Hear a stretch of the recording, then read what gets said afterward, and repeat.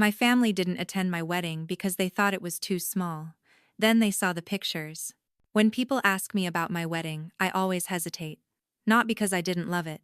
In fact, it was exactly what I had dreamed of for years. But because the most unforgettable thing about that day wasn't the view, the vows, or even the moment I walked down the aisle. It was who wasn't there. My name is Jessie Page.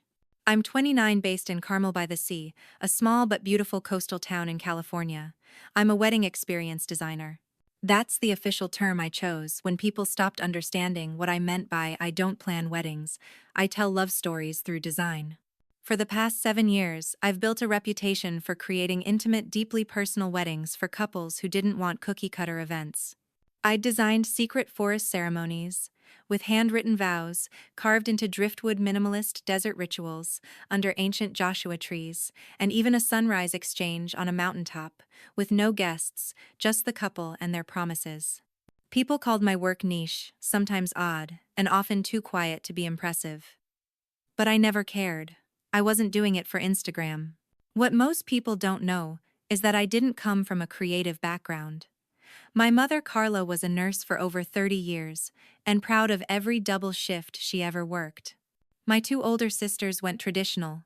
Natalie became a family lawyer. Robin is a corporate event planner in Dallas. We were never close, but we weren't hostile either. They just didn't get me, and over time they stopped pretending to. Every family dinner felt like a panel interview. Why don't you get a real job? When are you going to settle down, Jessie? Do you even pay into a 401 Kelvin? The last time I attended Thanksgiving, Robin joked that she should plan my future wedding because she was pretty sure it would happen in a parking lot with dream catchers and kombucha. Everyone laughed, including my mom. I didn't.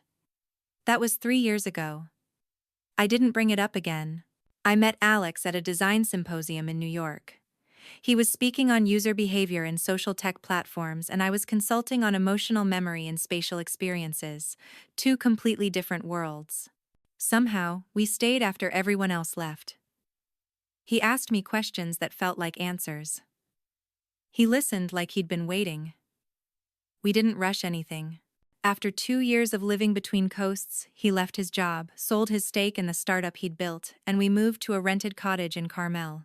I turned the garage into my design studio. We got engaged quietly 6 months later. When we started planning our wedding, we both knew what we wanted. 30 people. A glass greenhouse built on the edge of a private cliff. No hashtags, no speeches from people we barely knew, no drone videos.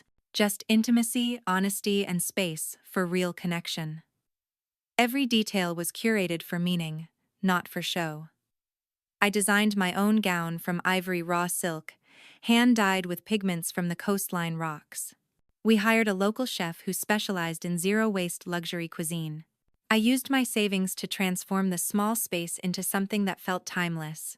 We chose love over scale, depth over volume. 2 months before the wedding, I sent out the invitations. They were simple, handmade, and sealed with beeswax. One to my mom, one to each sister.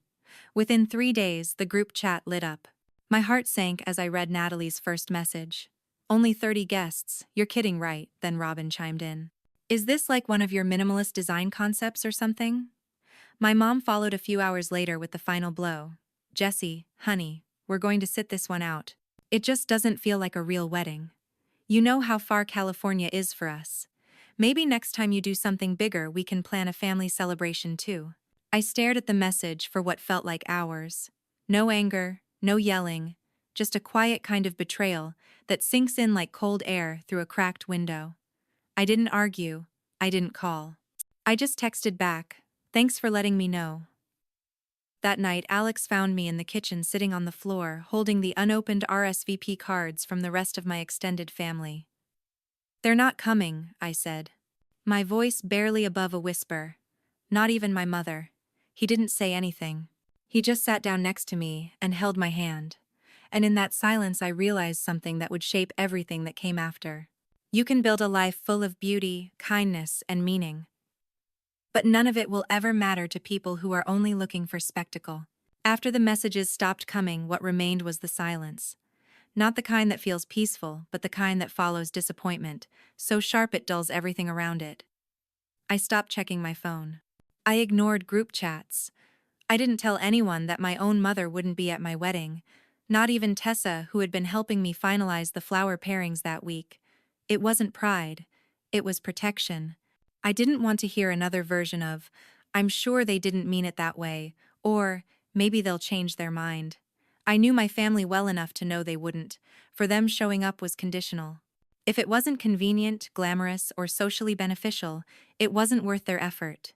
And my small wedding, despite being more intentional and carefully designed than anything they'd ever experienced, didn't register as important in their world. That weekend, Alex and I drove down Highway 1 to scout the final layout for the ceremony. The greenhouse had been finished 2 days earlier. It sat on a bluff above the sea, built entirely from recycled glass panels and anchored in a ring of native wildflowers. As the fog rolled in that afternoon, I stood alone inside it, imagining the chairs in two curved rows, the aisle lined with crushed rose petals, the cello echoing faintly through the glass. It was the most beautiful thing I had ever created, but instead of feeling proud, I felt hollow. The image of my sister's empty seats stayed with me. I knew exactly where they would have been placed. Far enough to feel space, close enough to witness every vow. But now those spaces would be filled with other people, people who had chosen to show up. On the way home, Alex kept one hand on the wheel and the other on mine. "You don't have to pretend you're fine with this," he said without looking at me. I shrugged. "I'm not fine with it. But I also don't want them there out of guilt. That's not the kind of memory I want." He nodded but said nothing. Neither of us needed to say out loud what we were both thinking. This wasn't just about a wedding. It was about a lifetime of being underestimated, quietly excluded, never quite enough for the family I was born into, and for once I didn't want to explain or defend myself. I just wanted to build something sacred without needing their approval. A week before the wedding, Tessa came over to help assemble the guest packages. They were small boxes wrapped in hand-dyed linen filled with personal notes, artisan chocolates, and ceramic place cards, stamped with wildflower motifs. She paused after reading one of my notes. "You're putting more care into these gifts than most people put into their whole wedding," she said softly. "Do your sisters even know what they're missing?" I smiled without lifting my head. "They think they're missing nothing. That's the part that hurts the most." She didn't argue, just kept folding silk into perfect corners. The next evening, as I sat reviewing the music transitions, I received a text from Dean, my sister Robin's husband. It said, "Heard your wedding is going to be a 30-person backyard situation. Guess it's just not our scene. Hope it's still nice." There was no malice in the words, but there was something worse. Condescension dressed as politeness. A subtle dig that implied we were playing house while they lived in the real world. I showed it to Alex. He didn't react. Just locked his phone, leaned forward and said, "I think we should hire a photographer who specializes in legacy portraiture, someone who makes moments look like art." I knew exactly what he meant. And for the first time in days, I felt a flicker of warmth inside my chest. It wasn't about proving anything. It was about preserving the truth in a way that couldn't be minimized or rewritten later. That night, I made a list of shots I wanted. Not for social media, not for likes or comments, but for memory. The kind that lasts when the noise dies down. The kind that says, "This was real, this mattered, even if you didn't see it." Alex found the photographer 2 days later. A woman named Elise, who only shot on medium-format film, whose work had been featured in high-end editorial magazines. She was discreet, sharp-eyed, and completely uninterested in trends. When I told her about the wedding, she asked one question. "What does it need to feel like?" I said. "Like a secret we chose to share with only the people who deserved to see it." She smiled and wrote one word in her notebook. Reverence. In the days leading up to the ceremony, I stopped waiting for my phone to ring. I accepted that my family wasn't coming. I didn't remind them. I didn't resend the address. I didn't even ask why. I already knew. And yet something inside me was shifting. Not toward revenge. Not even toward resentment. Just clarity. Some absences are loud. Others are lessons. And this one was both. The morning of our wedding arrived with a kind of stillness I didn't expect. Not nervousness, not excitement, just a quiet awareness that this day was finally real. I woke up in the little cottage Alex and I had been renting for the past year, the one with creaky floors and ivy-covered windows, and for a few minutes, I just lay there watching how the light fell across the ceiling. Tessa arrived at 7 a.m., with croissants, champagne, and a look that said she wasn't going to let me overthink anything. She handed me coffee. No words, just presence, which in that moment meant more than any long speech could have. The prep team came shortly after. The greenhouse venue was already being dressed in layers of soft cream florals and dried eucalyptus. The cello musician was warming up under the open awning, and Elise, our photographer, was moving silently across the site with her camera slung over one shoulder like a second heartbeat. I kept waiting for panic to rise, but it never came. Instead, what I felt was precision, like every part of this had been leading here, even the ache of being rejected by my own family. The gown I wore wasn't traditionally bridal. It was soft, ivory, sleeveless, with minimal seams and a train that trailed like fog. Tessa laced me into it slowly, her fingers pausing as she said, "Jess, you know, this is the most peaceful I've ever seen you." I smiled faintly. I think it's because I stopped hoping they'd change. She didn't ask who. She already knew. As the guests began arriving, I watched from a small room off to the side, one with floor-to-ceiling windows overlooking the cliff. 30 people. Not one more. No plus ones, no co-workers, no estranged cousins. Every person there had been chosen because they had chosen me, not just in good moments but in the ones that shaped me. As I stood just beyond the view of the guests, Elise signaled that it was time. The cello shifted into a slow, haunting version of Moon River. I stepped forward, veil, trailing wind catching its edges. Alex stood at the far end of the aisle in a tailored gray suit with a navy pocket square. His eyes found mine instantly, and everything else fell away. The ceremony itself was short but layered. We had written our own vows months ago, not performative, just real. Mine talked about the quiet mornings, the way he always listened before speaking, the way he never once asked me to shrink. His made me cry in the third line. "I didn't know what home felt like until your voice filled a room," he said. The guests stood in silence, not out of formality but because something in the moment asked for reverence. When we kissed, the wind picked up for just a second, rustling the flowers and the glass. It felt like the day itself had exhaled. The reception that followed took place under a transparent tent overlooking the sea. One long table covered in raw silk ceramic plates, made by a local artisan, gold flatware rented from a vintage collector, and candles floating in stone bowls. The food was plated like sculpture. Each course told a story.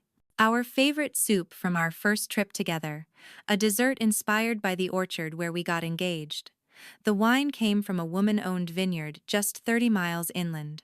Nothing about it was extravagant in the way magazines define it, but every detail meant something. That was the kind of wealth I cared about. Not the show of it, but the soul of it. Throughout dinner, people gave short toasts.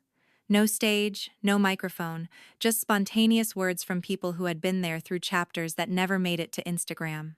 At one point, Tessa stood up and said, "Jessie taught me that small is never about size, it's about intention.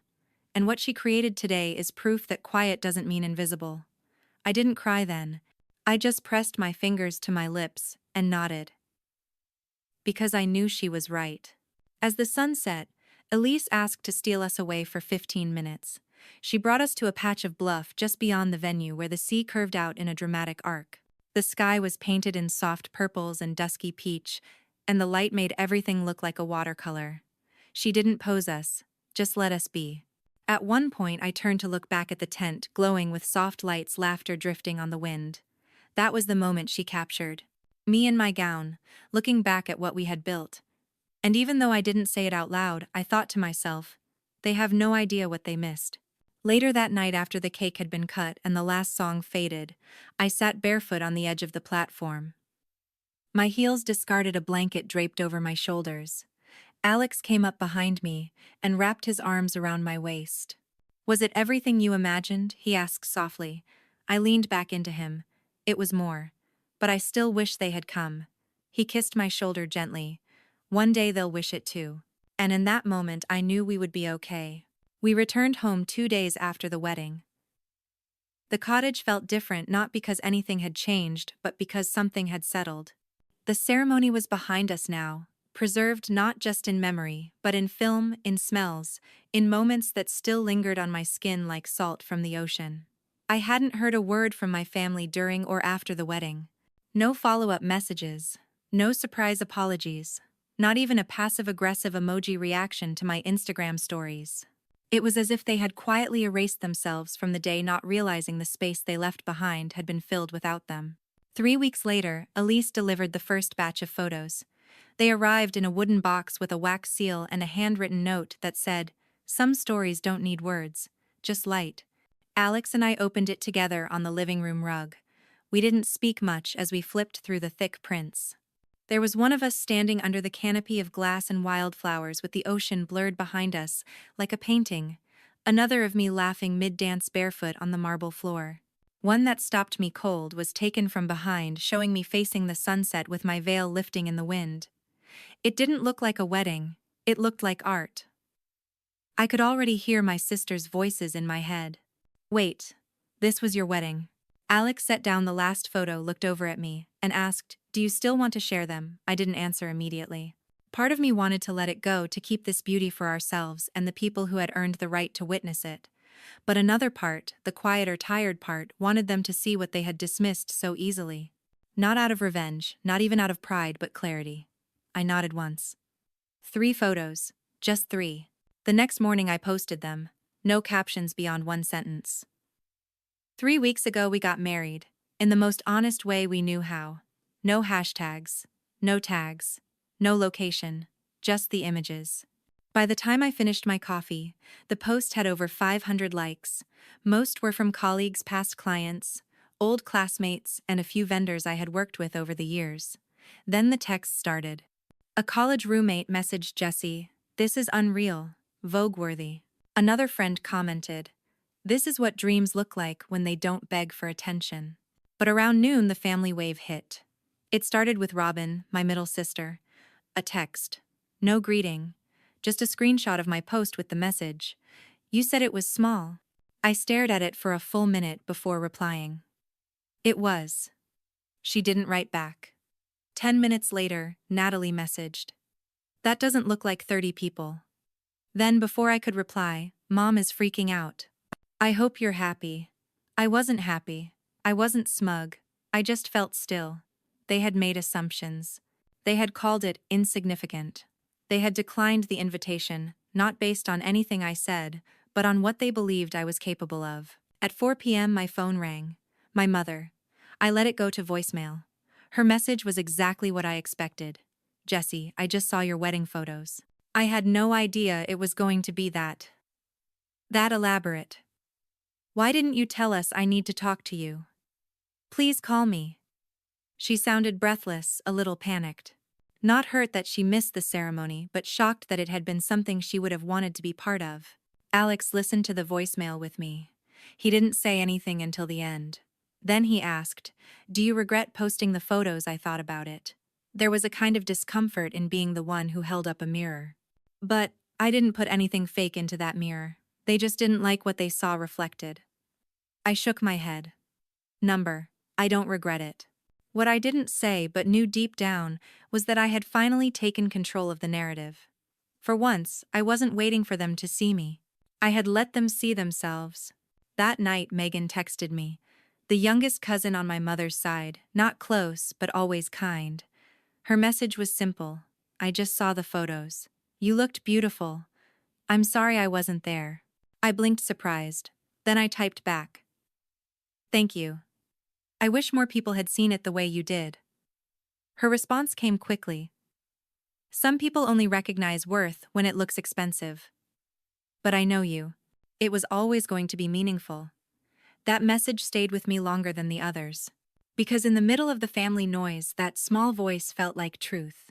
The next morning I woke up to 16 missed calls and over 30 unread messages. My phone lit up like I had just survived a national scandal, except the scandal wasn't public. It was personal. My family group chat, usually silent for weeks, was now a battlefield of emojis, screenshots, and passive-aggressive remarks. Natalie had written, "I guess we all misunderstood what kind of wedding this was," followed by a sad face and then a smirking one, as if she couldn't decide whether to be embarrassed or annoyed. Robin had chimed in later with, "Would have been nice to get a heads up, just saying." But it was my mom's messages that said the most while meaning the least. "You never told us it was going to be." all that. And then you made us look like we didn't care. The irony of it stung so sharp, I actually laughed. I had cared. Deeply. I had wanted them there more than I let on even after the initial rejection. I had sent the invitations followed up with a phone call to my mother tried to explain what this wedding meant to me, but they had all dismissed it as too small, too far, or too casual. And now, after seeing 3 carefully curated photos, they were rewriting history like it was a group effort and I had been the one hiding things. I knew I couldn't avoid them forever, so I called my mother that afternoon. She picked up on the first ring, her voice a little too light. "Jessie, finally. I've been waiting for you to call." I didn't bother with small talk. "I saw your messages. What do you want to talk about?" There was a pause on her end, just long enough to feel rehearsed. "I just want to understand why you didn't tell us it was going to be such a high-end affair. You made it sound like it would be a low-key thing." I closed my eyes. "I never said that. I said it would be intimate. 30 people. Personal. You assumed that meant unimportant." Her tone shifted.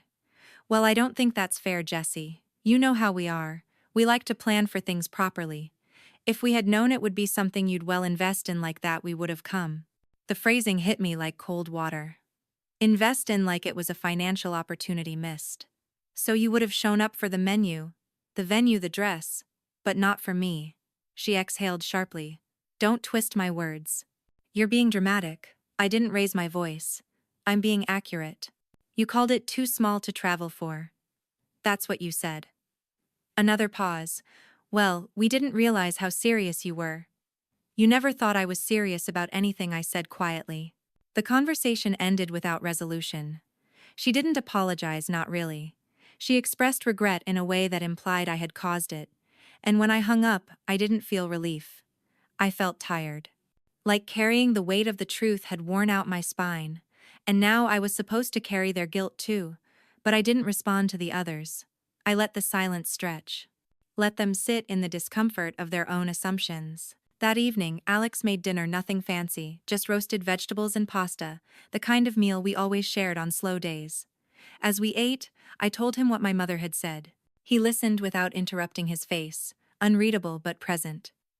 "Do you think they'll ever admit what they did?" I asked, not because I expected him to know, but because I needed to say the question out loud.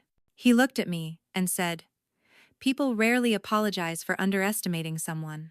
Especially when that someone proves them wrong in a way they can't ignore."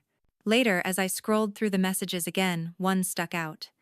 It was from Robin's husband Dean, the same one who had texted me weeks earlier with that thinly veiled jab. This time it simply read, "Can't believe we missed it. Place looked insane. Congrats, I guess." I didn't reply. I didn't need to. Their words were never really about me. They were about how they looked in the eyes of others, now that they knew I hadn't failed quietly, but succeeded privately. That night I lay in bed and stared at the ceiling, thinking about the years I spent trying to be included, trying to be enough in a family that measured success by predictability and respectability. I had done everything they told me not to do, built something my own way, and the day I invited them to witness it, they turned away. Now that it was too late, they wanted in. But not because they missed me. Because they missed a moment they could have claimed. And I realized then the only thing smaller than my guest list was the space my family had left for me in their version of love. 3 days passed without another call. I thought maybe the silence would hold this time, maybe they had accepted that I wasn't going to feed their version of the story. But then late Friday evening my phone buzzed with a text from Natalie. No emojis, no guilt-drenched passive lines, just a simple question. "Would you consider letting us visit?" I stared at it for a full minute. Not because I was surprised, but because it was the first message that didn't sound like an accusation. I didn't reply right away. I sat with it. I read it again after brushing my teeth. I reread it while folding laundry. Then, after a long pause, I typed back, "Why now?" 10 minutes passed. "Because I think we finally saw what you were trying to share. And we were wrong." It wasn't an apology, but it was the closest anyone had come. I told Alex that night while we were finishing a late dinner. He set down his fork, leaned back in the chair, and looked at me without speaking. I already knew what he was thinking. I hadn't wanted a confrontation, but I had also never had closure. "If I say yes, it can't be about the photos," I said slowly. I don't want them coming here to congratulate me for something they thought was beneath them a month ago. He nodded. Then be clear, on your terms. So I typed back, you can come. Just you and Mom for now. I don't want a scene. And if you're coming just to talk about how beautiful it looked, don't bother. I want a real conversation or nothing at all. Natalie replied, understood. They arrived that Sunday afternoon. My mother wore one of her dressier cardigans, the kind she usually reserved for church or community events. Natalie had brought a tin of cookies, she said were homemade, though the sticker on the bottom said otherwise. I let it go. We sat at the kitchen table. Alex offered them tea, then disappeared into the garden to give us space. For a few minutes, no one said anything. I let the silence stretch. It was my turn to set the pace now. Eventually, my mother spoke. The photos were... it was stunning. I didn't flinch. That's not what this is about. Natalie nodded quickly. Right. We know. And you're right. We judged too quickly. We made assumptions. You gave us a chance to be part of something important, and we didn't show up. That's on us. My mother's expression tightened like she wanted to disagree, but couldn't find a way to say it out loud without sounding petty, so instead she whispered, it hurt. Seeing it. Realizing we weren't there. I kept my voice even. It hurt more being the one who stood there without you. She blinked clearly, not expecting that kind of directness. But I didn't owe them soft language anymore. Natalie leaned forward. Jessie, I know it doesn't mean much right now, but I'm sorry. Truly. I got caught up in how different your choices were from mine. I've always seen you as the dreamer, and I guess I assumed that meant everything you did was fragile. But you've built something real, something strong. I studied her carefully. Her voice didn't waver. There was no smugness, no defensiveness, just acknowledgement. It wasn't enough to erase what happened, but it was something I could work with. I didn't need you to understand my job, I said slowly. I needed you to respect it. And when I invited you, I wasn't asking you to approve. I was asking you to show up. My mother spoke next, her voice quieter than I remembered it ever being. I didn't think it would matter that much. I thought she'll have another celebration, something bigger later. But then I saw your face in those photos, and I realized you weren't waiting for anything. You were already in the life you wanted. And we weren't in it. There was no drama in her words. No tearful regret. Just a quiet recognition of distance. You chose not to be, I replied. And that choice doesn't get erased, because it turned out better than you expected. They didn't push back. Maybe they couldn't. Maybe they finally understood that some bridges aren't burned in a blaze. They disappear inch by inch, with every dismissal, every joke, that cuts a little too deep, every failure to show up when it counted. When they left that evening, they didn't ask to see more photos. They didn't try to linger. They just thanked me for the time, and promised they'd give me space if that's what I wanted. I walked them to the door. My mother paused before stepping out. If you ever do something like that again, I hope I'll be there. I nodded. So do I. But next time, I won't invite people twice. And as the door closed behind them for the first time in weeks, I felt lighter. The next weekend, my father sent a card. No phone call, no text, no long email trying to explain what he hadn't done.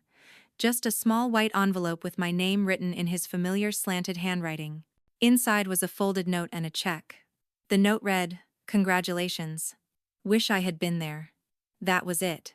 No punctuation, no warmth, no indication that he actually understood why his absence mattered. Alex watched me read it at the counter. He didn't ask what it said. He just looked at my face and said quietly, "That's probably all he knows how to say." I nodded but didn't respond.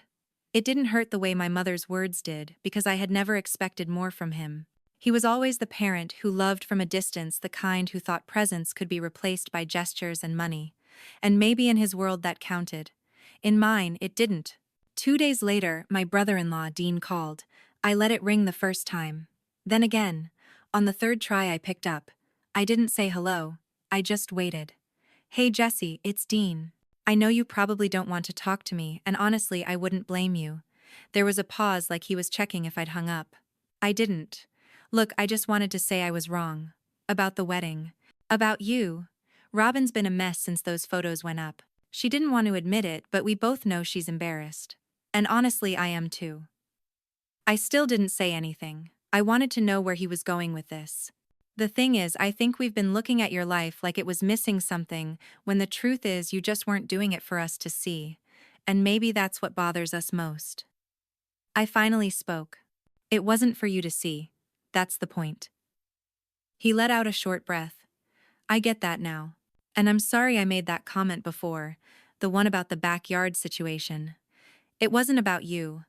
It was about my own narrow view of what success looks like. I almost laughed. So, your apology is that you were projecting. Pretty much, he admitted. I'm not always the best with words, but I didn't want to just pretend nothing happened. I didn't forgive him in that moment. But I didn't hang up either. That was something. The next day, Robin messaged. No long paragraphs, just 5 words. I'm sorry. I was wrong. I stared at them for a long time. I could hear her voice in those words, clipped and controlled. But I also knew how much pride it cost her to type them at all. I replied, "Thank you, I needed to hear that." She responded with a heart. And somehow that short exchange did more than 1,000 explanations ever could. Because it didn't try to rewrite the past, it just acknowledged it. I didn't tell my family about the honeymoon or the gifts or the private concert Alex surprised me with on the final night at sea. I didn't send them the video montage Elise had made, even though it was so beautiful it made me cry the first time I watched it. I kept all of that for myself, not as punishment but as boundary. I had spent years sharing things they didn't care to understand, only to be met with blank expressions or polite disinterest. This time, they didn't get to skip the story and still claim the joy. Tessa came over the following week with fresh flowers and a question. Would you ever consider doing a small family gathering? Just something casual. Show the video. Let them try even if it's late. I thought about it longer than she expected me to. I wasn't angry anymore. I was just tired. But I also knew that sometimes people need a moment to repair what words couldn't fix. I told her I'd think about it.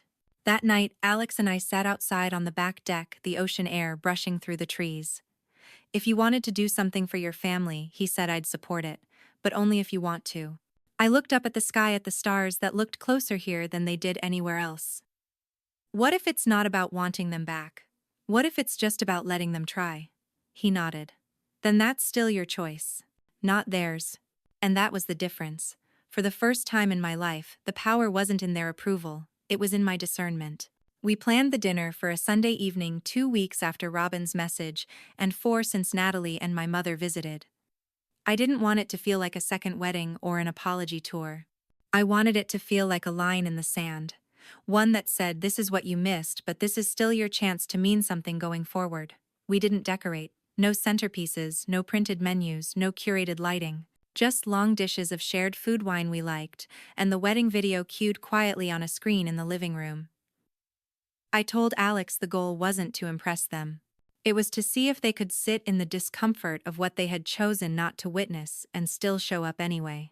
They arrived one by one. My father came first, carrying a bottle of whiskey he'd probably picked up at the corner store. He looked awkward, like someone who hadn't been in the same room with all his children at once in years. My brothers followed, both dressed like they were on their way to a backyard BBQ instead of a moment that meant more than they realized. Robin and Dean brought a fruit tart.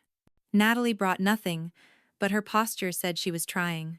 My mother arrived last, wearing a necklace I hadn't seen in years, and a nervous smile that reminded me of my childhood birthdays when she wasn't sure if her gift was the right one. Alex welcomed them with a quiet nod. I watched him move through the space, present but unintrusive, offering wine, pointing out the chairs, making sure the room held warmth, even if the people hadn't earned it yet. He didn't need to say it aloud, but I knew. He was protecting me not from attack but from the emotional weight of trying to carry everyone else's discomfort again. When we sat down, the table buzzed with small talk. Work updates, traffic complaints, a brief debate about weather patterns between San Diego and Carmel. No one mentioned the wedding. No one mentioned the photos. It was like we were pretending nothing had happened. I let it go on for 15 minutes. Then I stood up and pressed play. The room fell silent as the screen lit up. The first frame was the cliffside view, wind brushing through the florals, the cello swelling softly in the background. Then came the procession, the vows, the first kiss. The reception table under soft lights, our guests raising glasses in quiet toasts, Alex and I dancing beneath the sky like we'd forgotten time. No voiceover, no dramatic music, just moments. As it ended, the screen faded to black, and for a moment no one moved. Robin was the first to speak. Her voice was low, unsteady. It was perfect. I didn't think it would hit me like that, but it did. I looked at her, then at my mother, who was still watching the screen, as if waiting for something else to appear. "I don't know what to say," she finally whispered. "I was so wrong. And the worst part is I didn't just miss a wedding. I missed you becoming someone I didn't even realize I didn't know." Her eyes met mine. "I'm sorry. It wasn't a grand gesture. It didn't erase anything. But it cracked something open. A silence that had been held between us for too long." My father cleared his throat. "I've seen a lot of things in my life. That video was not what I expected. It was more than just beautiful. It felt real. Like a life being lived without pretending." I nodded once. That's what I wanted. For once, I didn't design something to impress. I designed it to feel like us. Natalie folded her napkin slowly, deliberately. "I judged you. I assumed small meant cheap. Or unfinished. But watching that, I saw something I don't think I've ever had. Something intentional. I didn't offer comfort. I didn't say it was okay. I just said, thank you." The rest of the night moved in slow layers. They asked questions about the food, the music, where we found the glass panels. I answered when I wanted to, and Alex filled in the rest. No one cried. No one begged to make up for lost time. But slowly they stopped trying to fix the past and started listening to the parts they hadn't been there for. At one point, my youngest brother asked if we'd ever consider renewing our vows someday. "If we do," I said, "we won't need 100 people. Just the ones who show up." He nodded. "Then I hope I'll be invited." When they left, the house was quiet again. Alex and I stood in the kitchen finishing the last of the wine. I didn't say much. I just exhaled. He touched my wrist gently. "You okay?" I thought about it for a long second. "Yeah. Not because it's all fixed, but because it doesn't need to be perfect to feel honest." And that night, for the first time, I slept without replaying the ceremony in my head, wondering what it could have been. 3 weeks after the dinner, I received a letter in the mail. Not an email, not a text. An actual envelope with a handwritten address and a wax seal that looked like someone had borrowed it from a wedding invitation. Inside was a folded piece of cream cardstock and a short note. "We're planning a family weekend at the lake house. No big events, no expectations. Just food, conversation, and space. We'd like you and Alex to come. Love, Mom." I read it twice. The handwriting was shaky, as if she had written it slowly, unsure of whether each word would land the way she hoped. I placed it on the table and sat down in silence. I didn't answer right away. When Alex came home that evening, he noticed the envelope before he saw my face. He didn't ask what it said, he just raised an eyebrow. I handed it to him without a word. He read it slowly, then looked up. "Do you want to go?" The question echoed in my mind for longer than it should have. Did I? A part of me still flinched at the memory of being dismissed. Another part wanted to believe people could grow when given space to see their own reflection clearly. I poured us both a glass of wine and said, "Let's go." But we set the terms. We drove up 2 weekends later, 3 hours through winding roads and tall trees, until we reached the lake house I hadn't visited in nearly 6 years. The last time I was there, Natalie had been engaged, Robin had just bought a new SUV, and I was still being introduced to extended family, as the artsy one still figuring things out. I had walked the dock that weekend, with headphones in, pretending not to notice the subtle comparisons floating through every conversation. This time, I arrived different. Not just married, not just successful. I arrived clear. I had nothing to prove. And no space left for fake harmony. They welcomed us with cautious smiles and an overabundance of snacks. I noticed details I never had before. How Robin avoided eye contact when the topic of careers came up. How my mother stayed close to the kitchen fiddling with things that didn't need adjusting. How Natalie seemed tired in a way that wasn't physical. For once, no one asked me to explain what I did for work. No one made jokes about Pinterest weddings or minimalist aesthetics. The conversations were ordinary, meals were simple. The weather was kind, but underneath it all something was different. They weren't trying to fix anything anymore. They were just trying to be present. On the second night, as we sat near the fireplace wrapped in blankets and quiet, my mother leaned over and handed me a small wooden box. "We had this made," she said, not meeting my eyes. I opened it and found a quilt inside, hand-stitched with small panels made from printed fabric photos. My gown, the veil, the reception table, the dance, the kiss, each image framed by embroidery thread and warmth. My breath caught before I could speak. "We know we can't go back," she said softly. "But we wanted you to know we see it now. All of it." I didn't cry. I didn't say much at all. I just nodded slowly and held the weight of it in my lap. It wasn't redemption. It was recognition. And somehow that felt heavier than any apology could have. That night, while brushing my teeth in the small guest bathroom upstairs, I looked at my own reflection and realized I no longer carried the need for their approval. They could show up now or not. They could understand or still miss the point. But I was no longer the one waiting to be invited in. I was the one choosing who got to stay. Alex and I left the next morning after breakfast.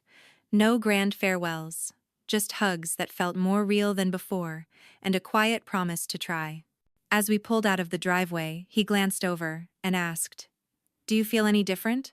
I considered it carefully. "Not different, just clear." He smiled. "Clarity looks good on you." I watched the trees blur past the window, the lake fading behind us. The same place that once made me feel small now felt like just another stop on the way forward. The kind of stop you acknowledge but no longer carry. That evening back home, I unpacked the quilt and laid it across our bed. I ran my fingers across each square, the threads tugging slightly where the fabric had been stretched. It didn't fix what was broken, but it reminded me that healing doesn't always look like mending. Sometimes it looks like choosing softness even after you've learned to live with sharp edges. A few months after that last trip to the lake house, I found myself sitting at a cafe downtown, waiting for a client who was running late. I wasn't frustrated. If anything, I was grateful for the pause. As I stirred my coffee and glanced out the window, I saw a young woman pacing on her phone, clearly trying to explain herself to someone who wasn't listening. Her shoulders were tight, her eyes darting, her voice low but urgent. I didn't know her story, but I recognized the energy. I had lived it for years. The way we bend ourselves to be understood, to be seen, to be accepted by people who've already decided who we are. I used to believe that if I just said it right, if I just softened enough, explained enough, they'd finally meet me halfway. But the truth is, some people don't want a bridge. They want control over how you exist in their version of your life. And when you refuse to shrink to fit that frame, they call it selfish. Jessie Page used to think harmony meant being quiet, that choosing peace meant saying less, demanding less, becoming less. But peace isn't the absence of conflict, it's the absence of self-betrayal. I learned that the hard way, standing in a rented dress by a cliffside, while the people who claimed to love me most stayed home out of pride or petty expectations, and still I didn't burn it all down. I just stopped offering access to people who handled my vulnerability like inconvenience. That wasn't revenge, it was reclamation, a quiet return to myself without fanfare, without the performance. I get messages now from followers who saw the photos, watched the video, read the story. Some say, "I wish I had your courage." Others whisper, "You gave me permission to do it differently." And I tell them the same thing every time. You don't need permission, you need clarity. Once you know what your peace costs, you stop letting people bargain it away. You stop confusing love with loyalty to dysfunction. You stop waiting to be chosen in a room you built with your own hands. Last week, my mother called. She asked if we'd like to host Christmas this year, not because our place was bigger or better, but because, in her words, it finally feels like the heart of the family lives there now. I didn't cry. I didn't scramble to say yes. I just said, "Let me think about it," and meant it. The little girl inside me would have jumped at that invitation. The woman I am now knows that sometimes love shows up late, and that's okay, as long as it doesn't expect the timeline to be erased. Alex hung fairy lights on the deck this morning, the same kind we used at the wedding. When I asked why, he said, "They remind me of the moment everything felt exactly right." I didn't ask which moment he meant. I didn't need to. I remembered. It was the night we danced barefoot with 10 people who saw us fully who didn't measure the value of that evening by the guest count or venue. It was the moment I realized I didn't need to explain anymore. Not my choices, not my boundaries, not my joy. The people who matter feel it. The ones who don't will always find something to critique. And they're welcome to keep doing that from the distance I've learned to maintain. I used to think closure came from conversations, from apologies, from dramatic family reckonings. Now I understand closure is internal. It happens the moment you stop chasing the version of love you never received and start building the one you needed all along. Mine looks like quiet mornings, soft music, full presence, and a home that doesn't need to prove anything. If you're reading this wondering if you're allowed to break the pattern, to plan a small wedding, to decline toxic invitations, to stop performing for approval, here's your sign. You don't owe anyone a version of yourself that fits their script. You owe yourself the freedom to be exactly who you've become.